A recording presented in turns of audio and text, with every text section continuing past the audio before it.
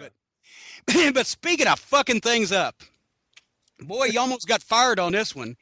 This fucking Lucha Underground horse shit, that is the most heinous horse shit that I've ever seen in my life. And we joked about this last week off the air. I said, well, you'll probably send me this Lucha Underground stuff and I'll like the match, but I won't like the concept of the show because it has writers. I didn't like nothing. This is more embarrassing than anything I could have ever dreamed of. It's a TV show. It's a movie. It's not wrestling. It's not a sport. They make no pretense of even attempting to make this shit believable. The production is incredible. It looks like Scorsese. Directed to the cinematography is wonderful. It looks like a John Ford Western, whatever the fuck. I can't say enough about the production.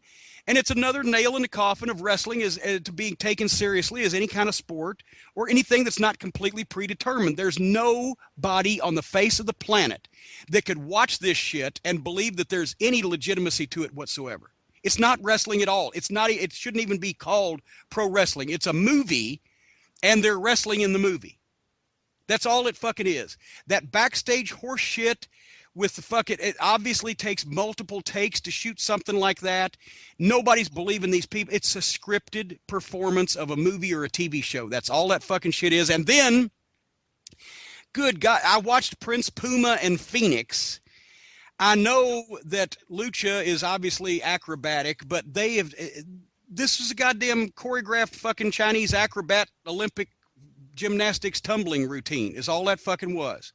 And the ladder match, this three-way ladder match, is more garbage horseshit hardcore wrestling where they're beating each other up with furniture that doesn't sell and doesn't work with you, and somebody's going to get killed, and just more of this ladder goofiness. And the recap of the year 2015 in review or whatever, where there's Vampiro hitting people with fluorescent light tubes and thumbtacks on the ground, more hardcore bullshit. I think the way to help Lucha Underground, and Morrison, I love John Morrison. He's an OVW guy. I like him as a person, and I thought he was a tremendous athlete. I'm sorry to see him have to be involved in that atmosphere instead of being in real wrestling. I guess they spend a lot of money on this. So I assume they pay well, whatever, because they spent a fucking fortune on all their props and gimmicks and everything.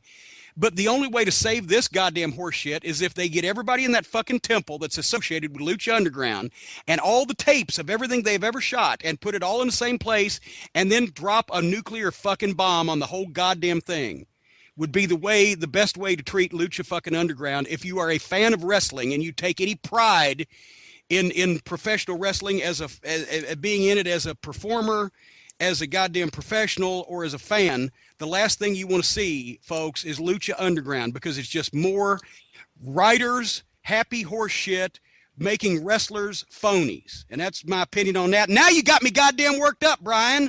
You're not supposed to be doing this. You're backfiring on me. Unless they get more funding, there's a very good chance that the nuclear bomb theory might be the end of season 2 and the end of the promotion. So you make it what you wish for. Because what the fuck? Seriously, why can't somebody take that much money and actually put it? That's what I thought Sinclair Broadcasting was going to do when we were actually trying to make wrestling a sport treated seriously and competitively again. If